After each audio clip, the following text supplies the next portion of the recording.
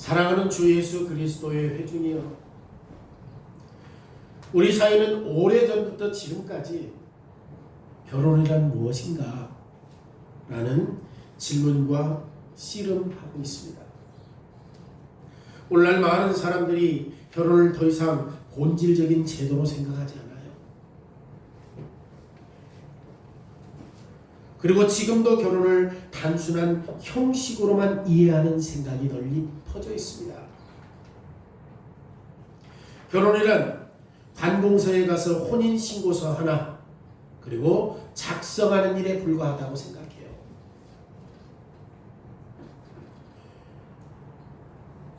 결혼식이나 공식적인 서약은 외형적인 절차에 불과하다. 진짜 중요한 것은 두 사람 사이의 마음과 사랑이라고 말합니다. 결혼을 형식적으로만 생각할 때 굳이 공개적인 결혼식이나 법적인 혼인 절차가 필요한가? 서로 사랑하고 함께 살아가면 그것으로 충분하지 않는가? 그래서 오늘날 우리 사회는 혼인신고하지 않고 살아가는 부분들이 나름대로 많아요. 이걸 뭐라고 말해요? 사실혼이라고 말해요. 혼인신고 안 해요. 그러고 살아요. 그리고 주변 사람들이 이 사람들은 오랫도록 부부로 살았다. 혼인신고 안 해도. 사실혼.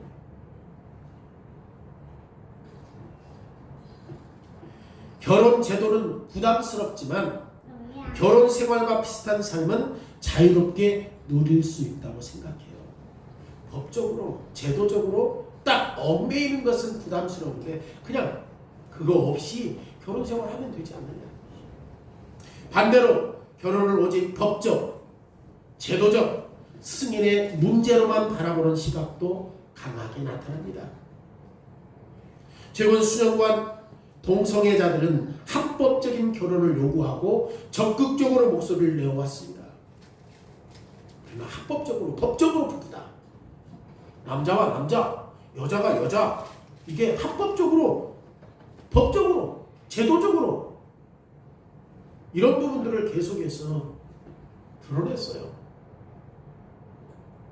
동성애자들에게 결혼은 단순한 관계의 문제가 아니라 사회적 인정과 법적인 지위를 상징하는 수단으로 봐요. 과거에는 숨기고 감추었던 삶의 방식이 이제는 소위 커밍아웃으로 선언되고 있습니다. 언론 앞에서 결혼식을 동성애가 진행하고 법적인 절차를 통해서 결혼이 선포되는 일까지 일어나고 있습니다. 그래서 대한민국도 차별법이 없으면 이제 동성애자들이 우리 교회에 왔을 때 목사가 이건 합법적인 것이 아닙니다. 성경적 근거를 가지고 이거 인정하지 않으면 그 사람들이 우리를 고발해버려요.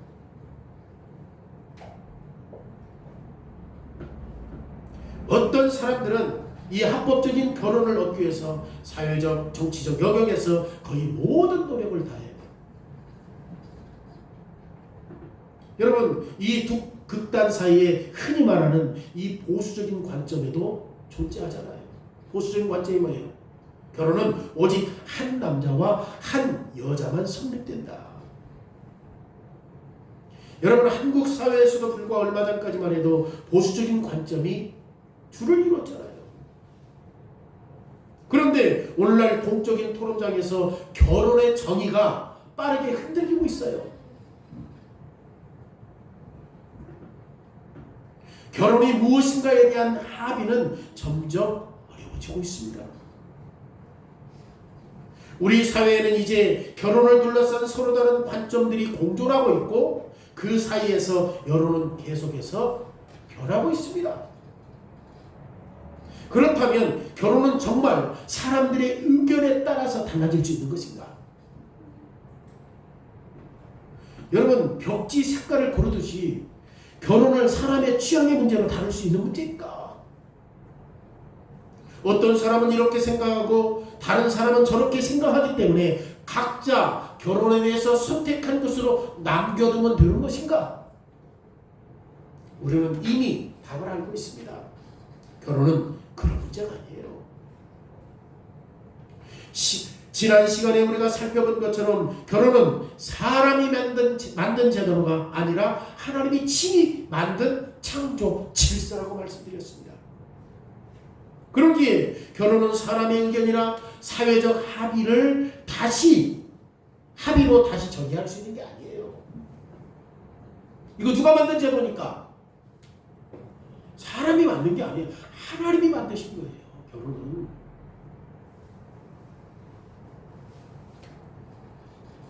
결혼은 하나님께 속한 것이고 결혼의 의미와 목적은 하나님이 정해주신 규칙에 따라서 지켜져야 돼요. 그러면 성경을 신앙과 삶의 기준으로 삼는 그리스도인들은 자신의 결혼 생활을 하나님의 뜻대로 살고 있는가? 사실혼이나 동성애자들의 결혼을 비판하지 않는 것이 중요한 문제가 아니라 진짜 우리의 결혼 생활이 하나님의 말씀 안에서 살아가고 있는가? 이것이 더 근본적인 질문입니다. 우리는 결혼을 단지 개인의 행복이나 안정의 수단으로 이해하고 있지 않는가? 아니면 결혼을 통해서 하나님과 언약 백성 사이에 거룩하고 아름다운 약속을 이 세상에 나타내는 삶의 방법으로 이해하고 결혼 생활을 하고 있는가? 결혼 생활이 뭐예요? 둘이 서로 사랑해서 결혼해서 하면 합법적으로 결혼해서는 끝나요? 아니면 사실대로 살면 끝나요? 하나님이 이 결혼 제도를 만드셨는데 어떤 목적과 어떤 의미를 가지고 이것을 만들었기에 그리스도인들은 결혼 생활이 어떤 삶으로 나와야 되는가를 다시 한번 확인해야 돼요. 오늘 본문 말씀을 통해서 하나님의 결혼을 어떻게 이해하게 하셨고 어떻게 살아가기를 원하시는지 함께 살펴보려고 합니다. 오늘 설교 제목은 하나님은 사람의 혼인 안에서 자신의 언약을 드러내요. 사람들의 혼인 안에서 하나님의 언약을 드러내. 이게 결혼이에요. 하나님의 언약이 나타나는 것이 결혼이에요. 첫째, 배타적인 언약. 오늘 본문은 결혼을 제정하신 핵심 구절로 유명해요. 남자가 부모를 떠나서 아내와 합하여 한 몸을 이루지니라. 우리가 가지고 있는 이 혼인 예식서에도 이 말씀을 인용하고 있어요. 이러므로 남자가 부모를 떠나 그의 아내와 연합하여 둘이 한 몸을 이룰지니라. 여러분, 결혼은 하나님이 아담에게 갈비뼈를 취해서 여자를 만드시고 그 여자를 누구에게로 데려오셨습니까? 아담에게. 그래서 지금 이게 결혼으로 제정된 거예요. 이로써 결혼은 한 남자와 한 여자 사이에 배타적인 언약이 되는 거예요. 배타적인 언약. 배타적인 게 뭐예요? 다른 것은 받아들이지 못해요. 받아들이면 안 돼요. 배타적 언약. 여러분, 보수적인 정의는 단순히 여러 가지 의견 가운데 하나가 아니라 살아계신 하나님의 신적인 제도. 보수적인 결혼 제도가 뭐야?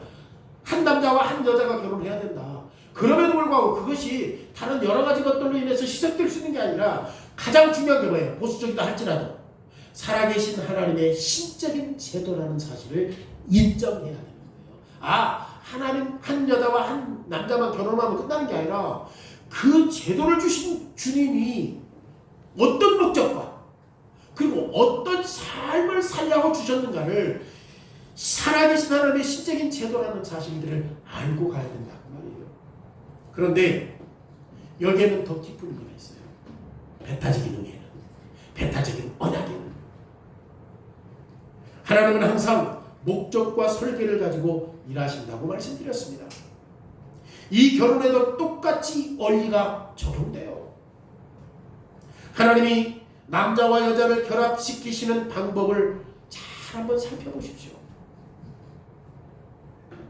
24절에 이러므로 남자가 그의 아내와 연합하여 둘이 한 몸을 이룰지니라. 여러분, 이 관계는 일시적인 만남이나 순간적인 관계가 아니잖아요.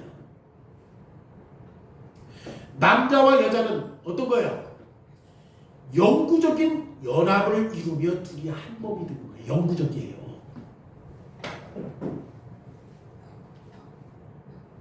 그래서 배타적인 거예요. 이게 영구적이니까. 우리가 개역 성경에서 보면은 지금 연합하다 라고 하는 이 동사는 원문에 베다 바크라고 하는 히브리어 원문에 달라붙다, 밀착하다, 언약적으로 결속하다라고 하는 뜻을 가지고 있는 거예요. 뭐가? 연합하다는 것이. 그러니까 이 연합이라는 동사는 단순한 정서적인 친밀감이 아니에요. 언약적 결합과 연합이에요. 새 국제 번역에서는 연합되어라고 번역되어 있어요. 흔정역에서는 달라붙어라고 번역되어 있어요. 하나님이 혼인제도를 제정하실 때 한 남자가 부모를 떠나 누구와 단절해? 부모와 단절해. 아내에게 달라붙어 있도록 의도하신 것을 보여주는 게 결혼이에요.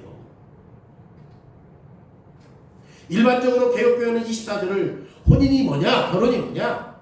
떠나고 붙고 엮는다 이 뜻이에요. 누구를 떠나? 부모를 떠나야 돼. 오늘날 그런데 이 의미는 다소 희미해졌어요.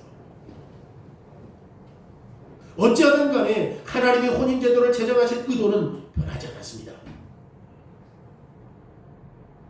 그래서 달라붙는다 이 말은 연합하다라고 하는 의미의 언약적 맥락에서 강한 동사로 사용됩니다.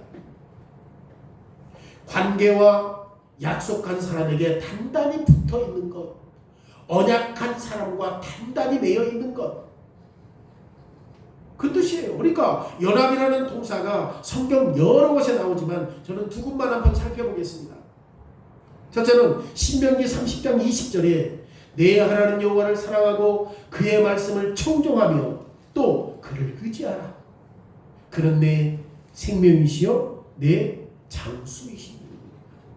지금 이 구절이 어떤 구절이냐면 맥락을 보면 하나님이 언약을 근거로 해서 축복과 저주를 요약한 뒤에 모세가 백성들에게 지금 권면하는 말씀이거든요. 너희가 하나님의 언약을 맺은 너희가 하나님의 말씀에 순종하면 복이요 순종하지 않으면 저주라고 얘기했을 때 순종하기 위해서는 어떻게 해야 돼? 딱 달라붙어 있어야 돼요.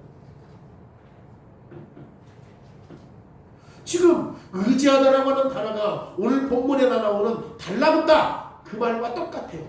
히브리어로 다부카. 신명기 20장 19절에 너와 내 자손이 살기 위하여 생명을 선택하고, 그러니까 모세가 이스라엘 백성들에게 너와 내 자손이 살기 위해서는 지금 생명을 선택하라고 했을 때 뭘 붙잡아야 된다는 거예요? 그렇지. 하나님께서 말씀하셨던 그 언약을 붙잡아야 한다는 거예요. 여호와 하나님께 달라붙어 있어야 된다 그 말이에요. 이처럼 결혼은 단순한 결합이 아니라 오늘 함께하고 내일 포기할 수 있는 임시적인 결합이 아니에요. 언약의 당사자인 상대에게 끝까지 붙어있는 것이 결혼이에요. 어려운 시기에도 결코 놓지 않는 것입니다. 시편 63편 3절에서도 똑같은 동사가 나와요. 나의 영혼이 주께 가까이 따르리니 주의 오른손이 나를 붙드시나이다. 여러분, 그런데 우리가 이 시편을 찬송할 때 이 운율로 말미암아 이 언약적 성격을 잘 드러내지를 못해. 찬송할 때 지금 이 시편 기자는 하나님과 백성 사이의 언약적 결속을 강조하면서 언약 백성들도 언약의 당사자인 하나님이 약속하신 것을 지켜야 된다는 말이에요. 하나님만 지키는 게 아니라 지금 여기 달라붙는다 이 말이 오늘 본문에 나오는 다부카라고 하는 동사를 똑같이 히브리서 63편 3장에서 시편 63편 3절에서도 똑같이 사용해요. 여호와가 우리를 붙들어 주시듯이 여호와와 언약을 맺었던 당신의 백성들도 누구를 붙잡아야 돼? 하나님 붙잡아야 된다는 사실들을 분명히 우리에게 가르쳐줘요. 그럼에도 불구하고 먼저 우리를 붙잡아 주신 분이 누굽니까? 하나님이죠. 그런 것처럼 우리도 하나님 붙잡아야 된다는 사실들을 말해요. 이처럼 누군가에 달라붙는다는 말은 특별한 유대 관계, 깊은 관계, 거룩한 언약을 의미해요. 결혼도 언약 관계예요. 한 남자와 한 여자는 서로 달라붙어 하나님이 세우신 거룩한 언약을 지키며 살아야 돼요. 결혼은 남편과 아내 사이의 거룩한 언약이에요. 좋은 때나 어려울 때 삶의 부침에서도 서로에게 달라붙어 있는 것, 그리고 서로 하나님께 달라붙어 있는 것. 오늘 본문의 언어는 언약적인 언어입니다. 결혼은 말 그대로 말라기 2장 14절에서 말씀한 것처럼 언약이에요. 말라기 2장 14절에 이는 너와 내가 어려서 맞이한 아내 사이에 여호와께서 증인이 되시기 때문이라. 그는 내 짝이요 너와 서약한 아내로되. 너는 내 짝이요 서약한 아내다. 뭔 뜻입니까? 그녀는 내 동반자요. 그녀는 언약의 아내란 말이에요. 내 언약의 아내다. 하나님은 결혼을 처음부터 남편과 아내 사이에 평생 언약으로 세운 겁니다. 이 언약은 하나님과 백성 사이의 언약을 반영하고 보여주어야 하기 위한 거예요. 하나님과 언약 사이에. 그러니까 지금 하나님과 언약 백성은 어떻게 해야 돼요? 사실 떨어지면 돼야 안 돼요. 달라붙어 있어야지. 하나님의 언약적 요구에 순종해야지. 마치 부부도 결혼도 이런 하나님과 언약 백성이 약속한 것에 붙어 있는 것처럼 같이 이것을 드러내야 된다는 사실들을 보여줘요. 이것이 결혼의 큰 설계입니다. 이것이 결혼의 큰 목적이에요. 남편과 아내가 서로 거룩한 교제와 언약 속에서 살아갈 때 우리는 세상에 하나님이 당신의 백성들과 맺으신 하나님의 언약을 보여줄 수 있는 거예요. 성경은 하나님의 언약을 종종 결혼에 비유해요. 이사야 54장 5절에 이는 너를 지으신 이가 네 남편이다. 너를 지으신 이가 누군데? 하나님인데 하나님이 우리 남편이래. 그의 이름은 만군의 여호와이시며 내 구속자는 이스라엘의 거룩한 이시라. 그는 온 땅의 하나님이라 일컬음을 받을 것이다. 여러분, 성경은 하나님과 우리의 관계를 뭘로 비교해? 결혼과 비교해. 우리를 창조하신 분이 누구신데 그가 우리의 남편이라고 말해요. 하나님이 우리의 남편이라고 말하잖아요. 예레미야 3장 14절에 여호와의 말씀이라 너희 배역한 자식들아 돌아오라. 나는 너희 남편이라. 이스라엘 백성들이 계속해서 하나님과 멀리 떨어졌을 때 하나님이 뭐라고 그래? 배역한 자식들아 빨리 돌아와라. 나는 너의 뭐다? 남편이라. 여러분, 예스겔 16장에서도 이스라엘 백성들의 배신을 하나님과 결혼과 비유해요. 하나님과 이스라엘 백성들의 언약은 결국 달라붙은 연합, 결혼과 같은 친밀함으로 이해해야 합니다. 결혼의 언약은 그리스도와 교회 사이의 관계에서도 더 분명하게 나타나요. 결혼의 언약은 교회와 그리스도의 관계 속에서. 여러분, 신약 성경은 그리스도와 교회를 여러 차례 무엇과 뭘로 비교해요? 신랑과 신부. 누가 신랑이에요? 그리스도가. 신부는 교인 우리예요. 에베소 5장에서 바울은 남편과 아내의 관계를 그리스도와 교회의 관계로 비유해요.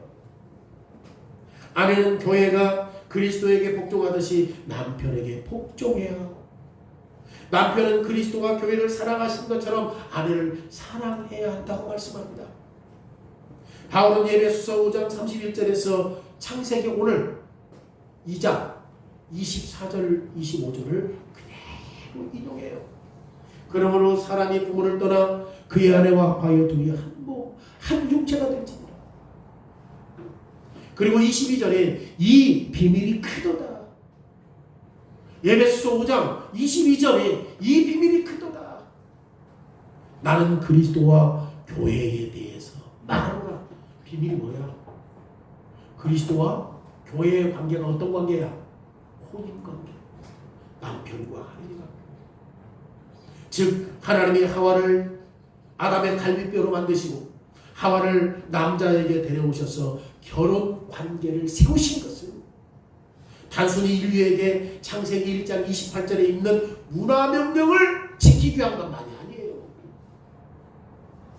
물론 문화명령도 포함되죠. 혼인해서 한 몸이 되어서 후손들을 번성하는 것도 하나님의 뜻이지만 그보다 더 높은 목적, 더 깊은 설계는 결혼을 통해서 뭘 드러내야 돼요?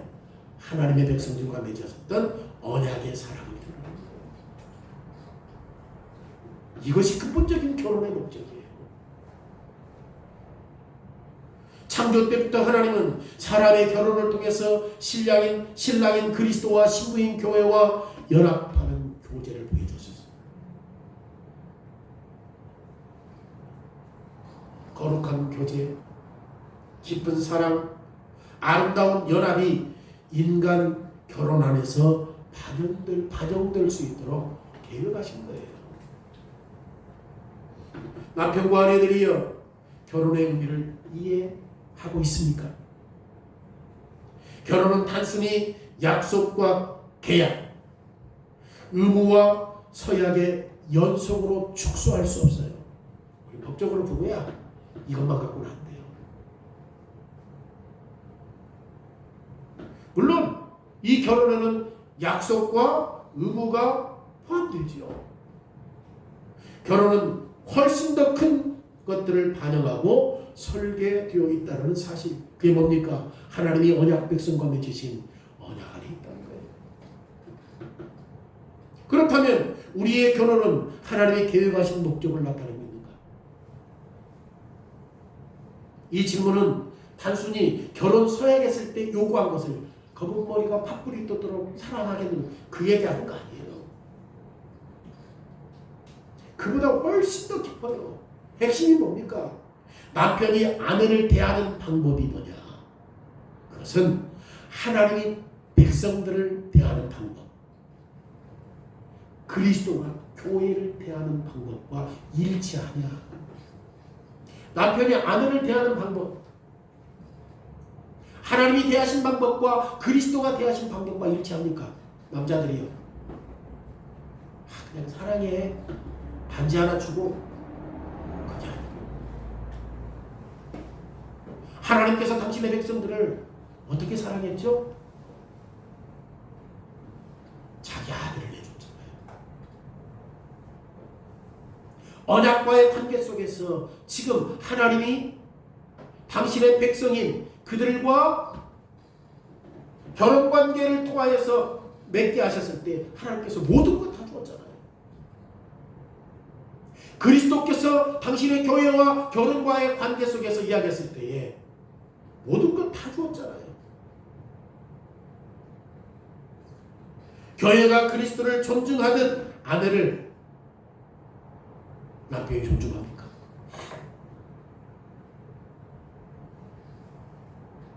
혹시 내 뜻과 달라도 남편의 인도를 따라서 살아갑니까? 물론 순종에는 한계가 있죠. 왜요? 남편이 하나님의 뜻에 거역해서 살아가는데 순종하라고 말하지 않아요. 그건 거부해야지.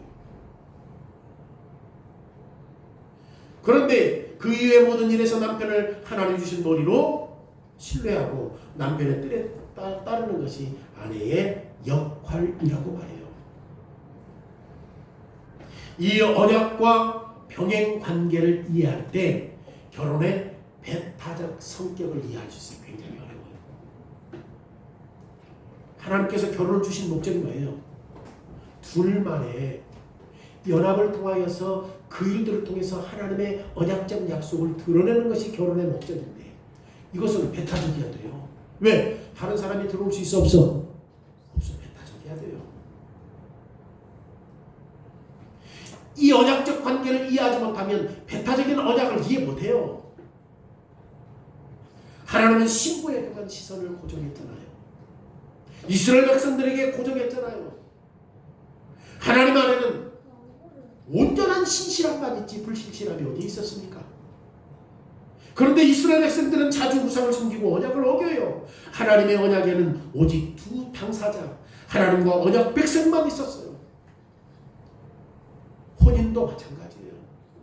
오직 남편과 아내 두 사람만이 혼인에 참여하는 거죠. 다른 사람이 개입할 수가 없는 거예요. 다른 사람이 개입하면 부정하기 때문에 언약 관계가 깨져버리는 거죠. 지금 24절에서 강조하고 있는 것이 이거예요. 이러므로 남자가 부모를 떠나 그의 아내와 연합하여 둘이 한 몸을 이룰 것이다. 남편은 먼저 뭐 해야 돼? 부모를 떠나야 돼. 앞에서 말씀드렸지만 떠나다 라고 하는 동사는 원문에서 강한 어감을 가졌잖아요. 그게 뭐예요? 단절하는 거야. 단절이 뚝 떨어지면 남겨두는 거야.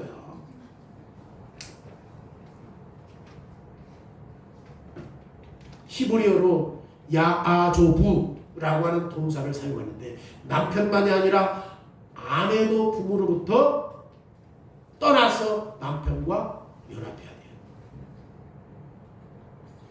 남편과 아내가 함께 사회 안에서 새로운 단위, 새로운 가족을 형성하는데 그런데 한 가족과 한 사회를 위해서는 다른 당사자와 일정한 분리를 해야 된다는 거예요. 그게 누구야?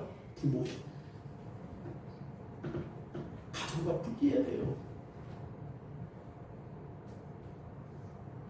이 규칙은 남자와 아내가 그의 부모를 무시하라는 말이 아니잖아요. 우리는 5계명에서 누구를 어떻게 해야 돼요? 부모를 공경해야 하는 거예요. 매 주일 듣잖아 5계명. 그럼 부모와 단절하는 말이 부모를 무시하고 부모와 아주 담쌓고 살라는 말이냐? 그 말 아니죠. 부모를 공경해야 되죠. 그런데 부모의 가정에서 분리하라는 뜻은 이제 남편은 부모의 권위 아래 살던 삶을 떠나서 자신의 가정, 즉 아내의 머리가 되어야 하고 아내도 아버지의 권위에서 벗어나 남편에게 달라붙어 있어야 된다 그 말이에요. 부모의 가정은 이 새로운 관계에 간섭할 수 없습니다. 반드시 단절이 있어야 돼요. 다시 말해서 부모가 한때 아들에게 아니면 딸에게 가졌던 이 영향력과 권위를 붙잡고 있으면 안 돼요. 결혼했는데 늘 간섭해. 자녀의 결혼을 망가지게 하는 가장 빠른 방법 가운데 하나가 부모의 역할일 수도 있어요. 왜 그렇게 사냐? 왜 그렇게 하냐? 간섭할 때 한 가정이 세워졌을 때 빠르게 무너지는 방법 가운데 하나일 수도 있습니다. 결국 부모가 자녀들을 떼어놓지 못하고 자녀의 배우자 한 사회 한 가정을 이루는 데 있어서 계속해서 영향력을 행사한다면 이것은 완전히 잘못된 거예요. 부모를 떠납니다. 그리고 거기에서 부모가 개인 못해요. 물론 부모가 자녀의 안녕과 걱정을 위해서 도움과 조언을 할 수 있겠지요. 그런데 부모가 관여할 필요 없는 영역까지 마치 내 품에 있을 때처럼 할 수 없다는 거예요. 간섭하는 부모는 물러나야 하고 아들은 아내에게 그리고 딸은 남편에게 마음을 두고 그들과 함께 살아가는 법을 배워야 합니다. 딸은 남편보다 어머니와 더 가까운 관계를 맺으면 안 돼요. 아이고 우리 남편 살아보니까 막 친정엄마하고 더 가까워. 남편도 아내보다 자기 아버지와 더 가까워. 아버지를 더 의존해. 이러면 안 돼요. 이것은 혼인 제도를 왜곡하는 거예요. 언약이 깨져버린 거예요. 부부가 함께 시어머니나 시부모나 아니면 친정어머니나 친정아버지나 지금 이러한 건전한 조언을 구하는 건 괜찮겠지만 지금 부모에게 배우자보다 더 많은 것들을 존경하고 영향력을 허용해서는 안 된다고 말이에요. 진짜 부부끼리 해야 돼요. 부부끼리 해야 돼요. 어려움이 생길 때 혼자 부모에게 달려가는 것이 아니라 아내와 남편에게 붙어 있어서 함께 하나님의 은혜를 지금 하나님의 은혜로 그 폭풍을 이겨내야 되는 거지. 부모가 하나님이 주신 배우자 사이에 끼어드는 것은 범죄하는 거예요. 조언이 아니면. 그리고 부모가 결혼 언약을 간섭할 수 없는 것처럼 다른 사람도 간섭 못해요. 결혼은 배타적인 관계예요. 즉 결혼한 결합 안에 한 남자와 한 여자만의 관계예요. 하나님이 한 언약의 상대만 두고 언약의 백성이 오직 하나님만 바라기를 요구하신 것처럼 우리도 결혼 언약의 배타성을 지켜야 됩니다. 다른 사람과의 관계를 맺거나 비밀스러운 만남을 갖거나 이성에게 부적절한 관심을 갖는다면 우리는 하나님의 언약을 드러내는 게 아니에요. 예수님도 바리새인들이 이웃 문제를 가지고 예수님을 시험할 때 예수께서 이렇게 말씀하시잖아요. 바리새인들이 뭐라고 말해요? 어떤 남자가 어떤 이유로 아내를 버리는 것이 합당한 거 아니냐 이렇게 이야기했을 때 예수님께서 뭐라고 말해요? 어떻게든지 예수님을 혼란스럽게 하기 위해서 예수님을 시험에 빠뜨리려고 하잖아요. 그때 예수님께서 단호하게 말씀하잖아요. 오늘 본문 19장 마태복음 19장 4절과 6절에 예수께서 대답하여 이르시되 사람을 지으십니까 본래 그들을 남자와 여자로 지으시고 말씀하시기를 그러므로 사람이 그 부모를 떠나서 아내와 합하여 그들이 한 몸을 이룰지니라 하신 것을 읽지 못하였느냐. 그런즉 이제 둘이 아니요 한 몸이니 그러므로 하나님이 짝지어 주신 것을 사람이 나눌 수 없다. 나눌 수 없다. 여러분 하나님이 맺어 주신 것을 사람이 나눌 수 없어요. 오늘 이게 세상에서 완전히 역행하고 있지만 이혼이 너무 쉽지만 결혼 제도가 사람이 만든 제도가 아니라니까. 더군다나 하나님이 짝져준 사람을 내가 성격이 안 맞다, 뭐 안 맞다 갈라줄 수 있는 게 아니라는 거예요. 나눌 수 없어요. 여러분과 배우자 사이에 어떤 것도 끼어들 수 없습니다. 여러분은 배우자와 함께 속해 있기 때문에 인위적으로 남용하지 마십시오. 그래서 잘 선택해야 돼요. 진짜 잘 선택해야 돼요. 인물, 돈, 학벌 한순간이요.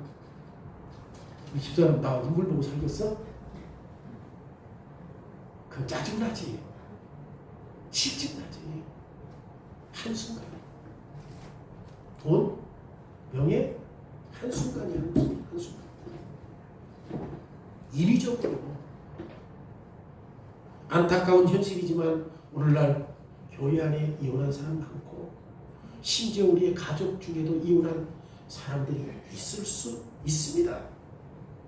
예수님이 말씀하신 것처럼 처음부터 그럴 수 있어 없어? 나눌 수 없어요. 하나님은 결혼을 파기하는 것과 이혼을 원치 아니하셨단 말이에요. 일부 결혼은 법적으로 끝났고 하나님의 눈에도 끝날 수 있지만 어떤 결혼은 여전히 결혼이 가능할 수 있어요. 그러기에 우리는 최선을 다해야 합니다. 부부와 교회가 함께 성령의 능력으로 진정한 화해를 이루어 혼인관계를 지킬 수 있도록 하나님과 영광을 돌리며 삶의 기쁨을 누려야 하는 거죠. 그리스도께서 교회를 포기하셨나요? 징그럽다. 데려오면 또 이방식을 섬기고 하나님의 말씀에 순종할 수 있도록 가르쳐주면 또 다 자기의 본성대로 살고. 그래서 예수님이 교회 포기했나요? 아니면 교회가 그리스도를 포기했습니까? 여러분 결혼을 거룩하고 신성하게 지켜야 합니다. 어떤 불순종한 행동에서도 자신을 보호하고 오히려 하나님이 주신 친밀함을 배우자와 즐겨야 되는 거죠. 이게 배타적 언약이에요. 두 번째로는 친밀한 언약이에요. 오늘 결혼은 지금 결혼에 대한 언약은 대인관계 가운데 가장 깊고 친밀함이에요. 대인관계 속에서 가장 깊고 친밀한 거예요. 그러니 지금 그것을 하나님께서 제대로 만드신 거예요. 24절에 이러므로 남자가 부모를 떠나 그의 아내와 합하여 둘이 한 몸을 이룰지로다. 지금 남편이 누구에게 달라붙어 있어요? 아내에게 붙어 있는 거예요. 지금 이것은 두 몸의 육체적 결합, 즉 성관계입니다.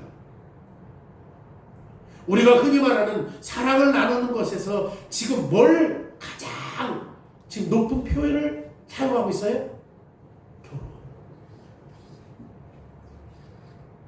지금 가장 대인관계 속에서 가장 친밀하고 가장 깊고 가장 높은 표현이 뭐예요? 부부관계예요. 그 두 번째가 친밀한 언약이에요. 친밀한 언약. 여러분, 성관계는 결혼해서 연합한 최고의 표현입니다. 최고의 표현이에요, 이게. 세상은 성관계를 완전히 뒤집어 놓아버렸어요. 세상은 섹스한다. 이게 뭐야? 굉장히 가벼워요, 이게. 굉장히 쉬워요.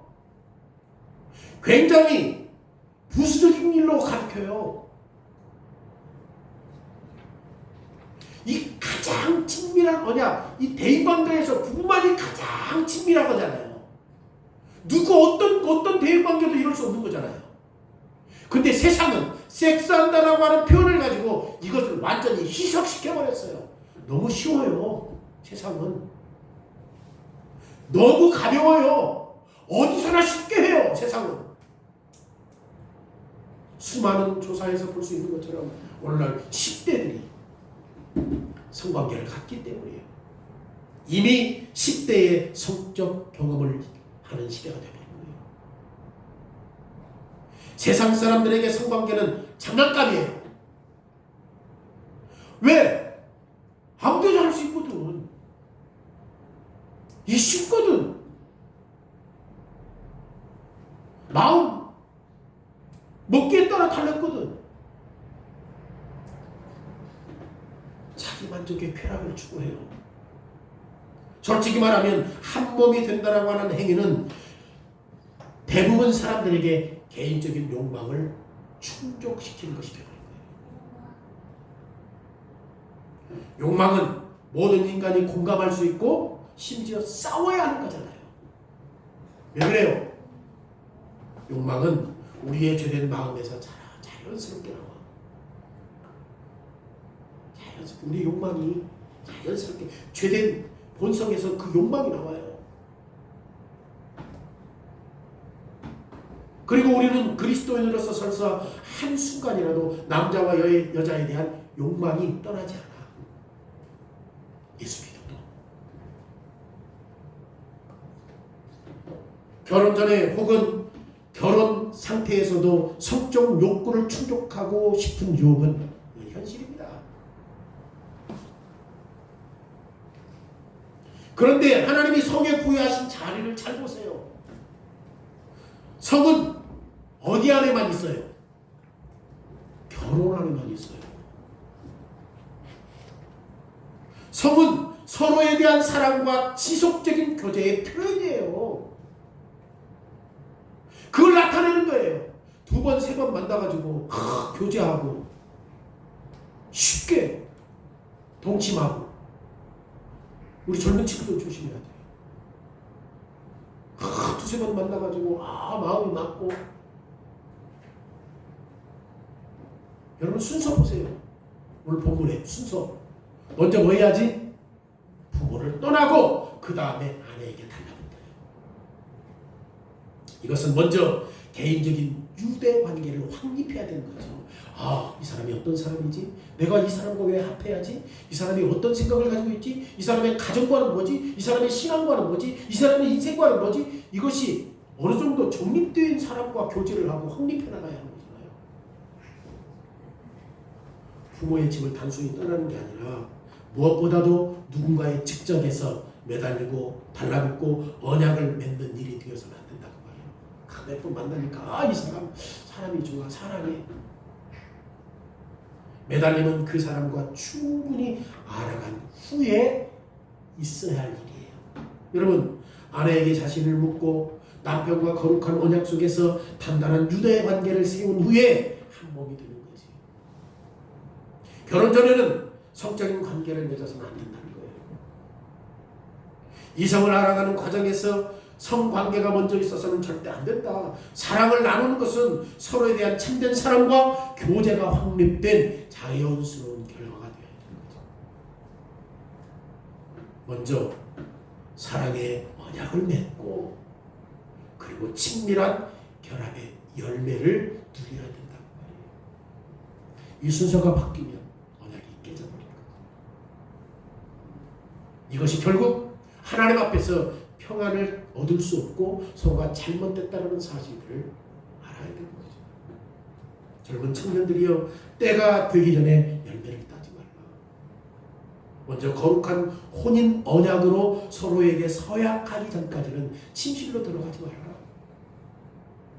혼인 후에 두 사람이 연합한 이 열매를 즐길 수 있다. 그리고 이것을 잊지 마십시오. 하나님은 남편과 아내가 성관계를 통해서 즐기고 기쁨을 누리도록 창조했어요. 여기 안에는 기쁨이 있어요. 참 하나님 심오해요. 죄가 이 모든 것들을 뒤죽박죽 해가지고 언약을 파괴해버리고 얼마든지 다른 사람과 쾌락을 즐길 수 있는 오늘날 우리 시대의 세상이 되어버렸지만, 여러분, 하나님께서 남편과 아내가 성관계를 통해서 즐겁고 기쁨을 누리도록 창조하셨다니까. 때때로 사람들이 성관계를 어떤 기능적인 걸로 생각해. 자식 낳는 것. 물론 그것도 포함되지만 여기에는 뭐가 있어요? 이 친밀한 언약관계에 누구만이, 부부만이 할 수 있는 즐거움을 거기에 주신 거예요.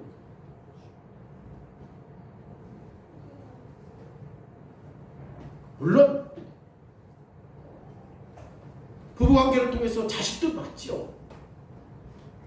동시에 부부가 즐기고 기쁨을 누리도록 주신 하나님의 선물이에요. 이것은 또는이 아니라 그리고야. 또는은 뭐예요?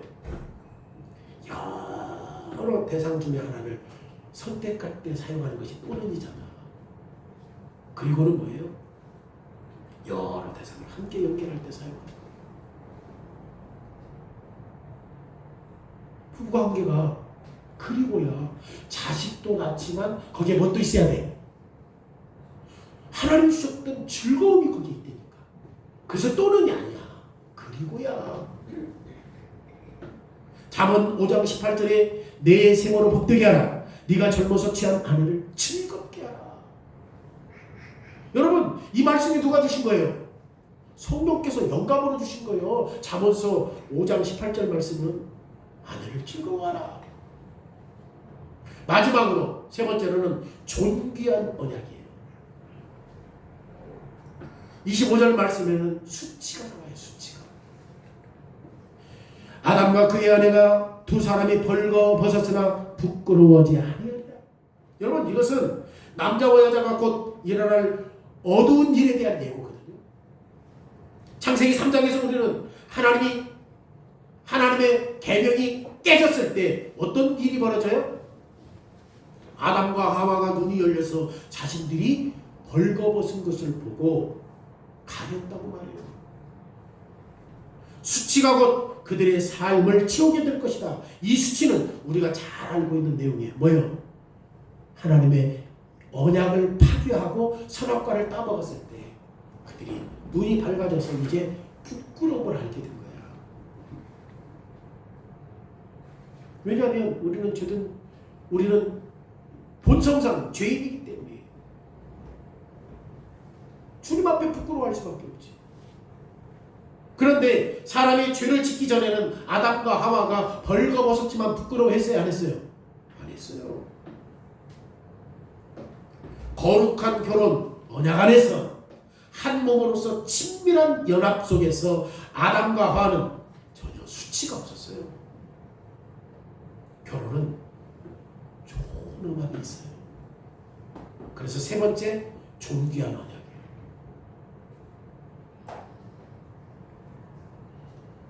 때때로 사람들은 결혼하는 안에서 성관계를 부끄러운 것으로 생각해요. 그리고 이야기하면 안 되는 것으로 생각해요. 세상은 이거 응답해서는 하지만. 그래서 필요에 의해서 기도할 때만 이런 부분들을 사용할 때가 많아요. 그런데 남편과 아내의 성적 연합은 부끄러운 것이 아니라 존귀한 겁니다. 부끄러움을 가져온 것은 벌거벗은 것과 연합의 행위가 아니라, 부끄러움은 뭐예요? 하나님의 계명을 반역한 것에서 비롯되는 거지. 왜냐하면 아담과 하와가 벌거벗었을 때 부끄러워했어요, 안 했어요? 뒤집기 전에. 진짜 부끄러운 것이 뭐냐고. 하나님의 언약 안에서 계명을 지키지 않은 것이 부끄러운 일이라고. 여러분, 타락 후에 아담과 하와는 서로를 바라보는 것도 부끄럽게 느꼈어요. 결국 자신이 몸을 가린 거예요. 그때 당시에 자기 둘밖에 없었어, 타락했을 때도. 근데 몸을 가려. 그러면 이제 예수 그리스도께서 이 땅에 하신 일이 뭡니까? 예수께서 우리의 죄와 수치를 제거하셨어요. 그리스도가 우리의 죄책을 제거하셨기 때문에 더 이상 우리는 하나님 앞에서 부끄러워할 이유가 없어요. 그리스도 안에서 남편과 아내의 연합도 거룩하게 되었고 수치 안에서 깨끗하게 되었습니다. 그래서 우리가 아가서, 사랑, 아가. 성경의 아가서에서, 그리고 바울이 지금 에베소 교회에서 이야기할 때에 지금 교회와 결혼과 성관계에 대해서 가르치는 이유가 여기 있는 거예요. 결혼은 존귀한 언약입니다. 그리고 남편과 아내의 성적인 연합은 그리스도 안에서 처음처럼 지금 회복되어 가고 있어요. 부끄러운 게 아니에요. 남자와 여자가 벌거벗었지만 부끄러워하지 않았던 것처럼 지금 그리스도 안에서 회복되고 있는 거예요. 여러분, 낙원에서 잃어버렸던 것들을 골고다에서 회복시켜 주었잖아요. 여러분, 하나님이 주신 배우자와 함께 수치심이 없이 기쁨을 누리십시오. 여러분의 연합은 거룩하고 예수 그리스도의 피를 통해서 하나님 앞에서 존귀하게 되었기 때문에 부끄러운 거 아니에요.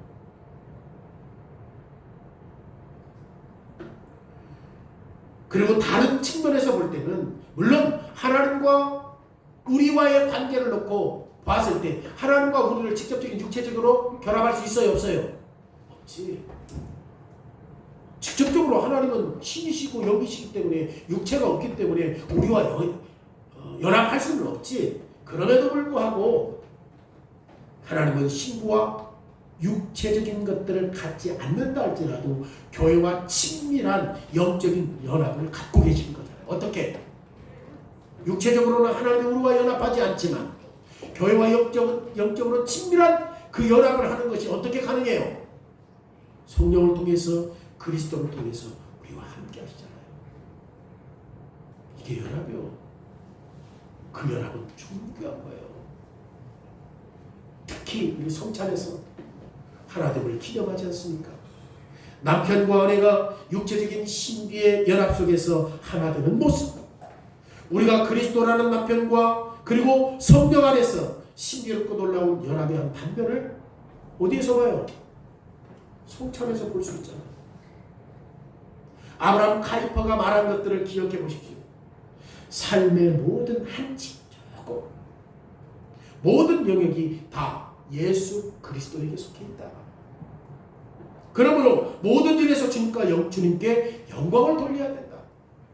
결혼할 사람들에 대해서 성적인 욕망은 보존하고 결혼 안에서 침실에서도 하나님을 존귀하게 할 수 있다는 거예요. 이거 진짜 존귀하는 거예요. 부끄러운 게 아니라 한 몸 되기 전에 다른 모든 면에서 먼저 하나가 되었는지를 확인하고 그 후에 서로를 즐기라고 요구하는 것입니다. 여러분, 수치심이 없는 연합 속에서 기쁨을 누리십시오. 그리고 서로에게 즐거움을 누릴 수 있는 혼인 관계를 누리기를 바랍니다. 시편 63편